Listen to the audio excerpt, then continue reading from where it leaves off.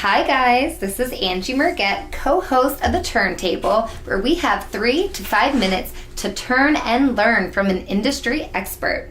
Today we have Peter Madine, and this episode we will cover the ever-changing maze of Medicare.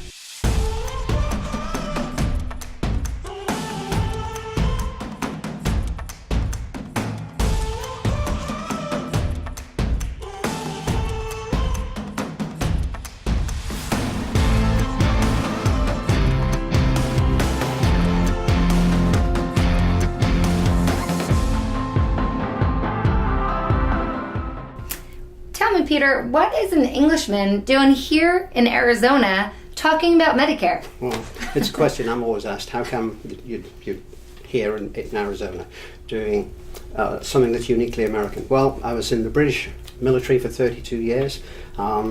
Met my wife during that time. When I finished my military career, I was working on the Apache helicopter program built in Arizona, so I decided at that time to stay here. And a good friend of mine in my Rotary group mentored me into the insurance business, and the niche that we moved into was Medicare and associated areas of planning. Yeah. Okay. Peter, what is the number one question you get asked from your clients? Oh, it's always, do I have to take Medicare? And the answer is, well, it depends. Okay. If you are turning 65 and you are still working and you've got group coverage through your employer or through your spouse's employer, then and it's credible coverage, then you don't need to take Medicare. You can carry on with that as your coverage. But if you're turning 65 and you're paying for your own insurance, or you're getting insurance through the state plan, the Affordable Care Act on the exchanges, then those plans go away when you turn 65. So at that point, your best advice is to go on to Medicare, because if you don't take it at that time and you don't have coverage elsewhere, then when you do come to take it, there are penalties, both in terms of time and money. Yeah. But in looking at whether Medicare is appropriate, then it's a question of a cost-benefit analysis, because even if you have coverage through your group employer, then sometimes Medicare is a better option. And it's not just a question of the money, it's a question of the coverage that's available.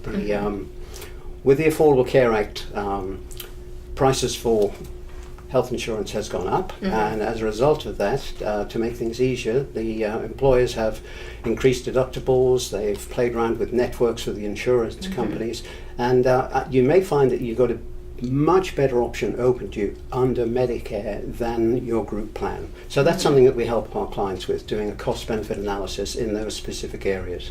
Okay. How long does that analysis take? Oh, not long at all. It's about a 30-minute meeting. Once we get all the paperwork together and the prospective clients understand what it is that we're trying to achieve. And a lot of the time the advice is, okay, you're better off not going on to Medicare, you're better off staying on the group plan until such time as you decide that you're going to retire, and then we'll trigger your Medicare. And people appreciate that advice, because it deconflicts issues that they may have, so that they can put their head on the pillow at night and go to sleep and not worry about it for a while. How long does that how much does that consultation cost to sit down with you? It doesn't cost anything at all. Okay. My services are paid for by my company, and the company is funded on commission through insurance companies. If we move insurance product, then we get paid a commission on it, and that's how we're reimbursed. Yeah. So we don't cost the client anything other than time. I like to say, we can't hurt you, we can only help you.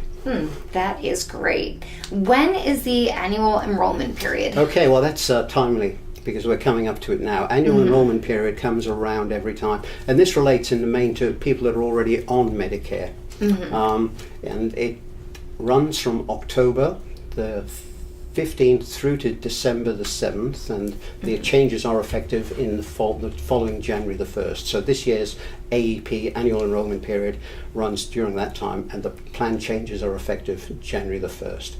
Now, the reason this AEP comes about is because with Medicare, there are lots of choices. You can stay with traditional Medicare, Medicare A and B, or you can move away from Medicare A and B onto a Medicare Advantage plan. And the Medicare Advantage plans replace Medicare.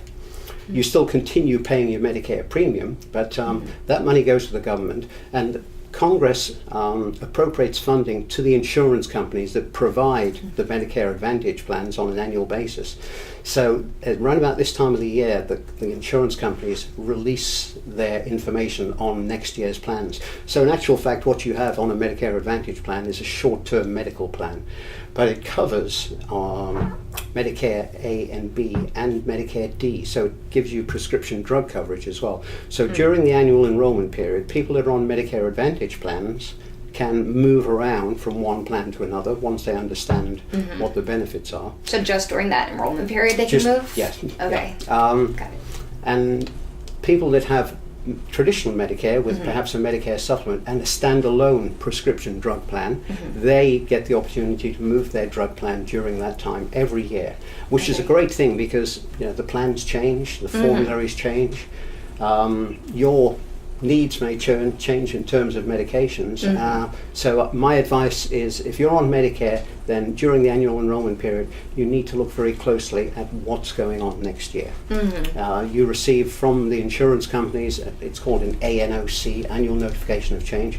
So don't just throw it in the bin. Take pay close attention to it, and seek advice if necessary. That is definitely great advice. Yeah. Tell me about your personal experience with Medicare. Well, that's interesting. I turned 65 just last month. And happy birthday. Well, thank you. Yeah. What does it say? It's the new 45? Yeah, for sure. No comment on that. What I found is that I was inundated with information. My mailbox, my PO box was stuffed full of solicitations from insurance companies, from brokers, from agents. My telephone was ringing off the hook from all over the country for people that wanted to help me. Well, in actual fact, what they wanted to do was sell me an insurance product, not help me. And my experience with Medicare is that people need to be educated. Because it's like everything else with education. Once you understand what your options and choices are, then you can make really good decisions. And once you've made those decisions, they are good for a long time. But the thing also to understand is that you have a limited window of opportunity in which to make those decisions when you first go on to Medicare. You have an initial enrollment period. It's a 7-month period, 3 months before, the month of, 3 months after, when you can do all your Medicare enrollments and put everything into place. And once you get beyond that, then the question of health and underwriting becomes an issue. Because during that period of time and a little beyond that, you have an open enrollment, which means they cannot consider the health, and that's height, weight, medications, family history, any of those things. So my advice to people is that when you're turning 65 and you're going on to Medicare, then look very closely at what your options and choices are and seek education, because that's the key to it. Because there's so many things that you don't know, so it's great to talk to an expert. That's right, yeah. And as I say, it costs nothing in terms of money. It will just take a little bit of your time. And what would be the best way to contact you? Oh, you can contact me by telephone, 602-350-6156, or go to my website, windsorassurance.com. Okay, well, great. Thank you so much for your time, Thank Peter. you, Angie. We really Pleasure. appreciate you being here. Thank you guys for watching this episode of The Turntable, and we will see you guys next time. Bye. You guys were great.